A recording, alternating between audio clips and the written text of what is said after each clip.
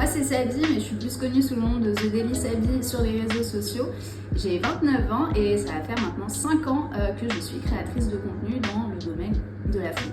En fait, on est de plus en plus de créateurs de contenu maintenant sur les réseaux sociaux et le but, un peu, c'est de se démarquer vis-à-vis des autres. Et je me dis, une marque qui a deux profils similaires, deux créateurs de contenu food qui font à peu près le même style, la même créativité et qui ont la même notoriété, qu'est-ce qui va faire que moi je vais me différencier de l'autre? Ça a été très bien reçu par ma communauté puisque du coup j'ai expliqué un petit peu que j'avais passé le diplôme de la RTP et pourquoi. Et en fait, ma communauté connaît pas forcément toutes ces règles qui nous sont imposées. Ils le voient via certains créateurs de contenu qui a des hashtags qui sont obligatoires, des mentions obligatoires, mais ils le voient pas chez tout le monde. Du coup, ils savaient pas trop si c'était une norme ou pas. Et une fois qu'on leur explique ça, eux-mêmes sont capables de voir aussi quels sont les influx menteurs, on va dire, et ceux qui prennent ça au sérieux, qui ne cachent rien et qui sont totalement transparents. Et la transparence pour les communautés, c'est super important.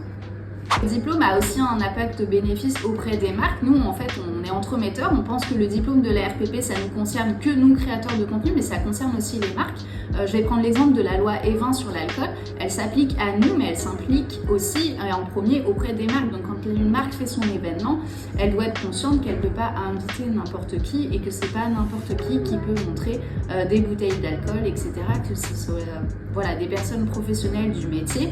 J'ai beaucoup plus de marques qui viennent parce que du coup, c'est un signe de professionnalisation aussi, c'est qu'on prend le sujet au sérieux, c'est qu'on s'investit aussi dans ce qu'on fait. Il y a des créateurs de contenu qui font ça sur leur temps libre, etc., qui font ça vraiment le week-end pour avoir des petits sous de côté et qui prennent ce qui vient. Nous, on en fait un métier, on veut faire ça bien et on veut montrer qu'on est professionnel dans ce qu'on fait. Et à partir du moment où on le fait, on l'affiche aussi sur ses réseaux sociaux, tout de suite, ça attire beaucoup plus les prospects. J'ai vu l'impact tout de suite, c'est-à-dire que là je suis déjà sur mon calendrier des collaborations de 2024 et le diplôme de la RPP est quasiment indispensable. J'ai remarqué qu'il y a des marques et des agences qui le demandent obligatoirement et qui déjà savent qu'en 2024 ils ne travailleront pas avec les personnes qui ne possèdent pas le diplôme, donc c'est vraiment important de le passer pour éviter de se tirer une balle dans le pied. S'il y a un moment vraiment où c'est important de passer le diplôme, et c'est maintenant ou jamais, c'est vraiment la période actuelle. Quand on regarde les calendriers, moi ça fait 5 ans que je travaille là-dedans, donc je les connais.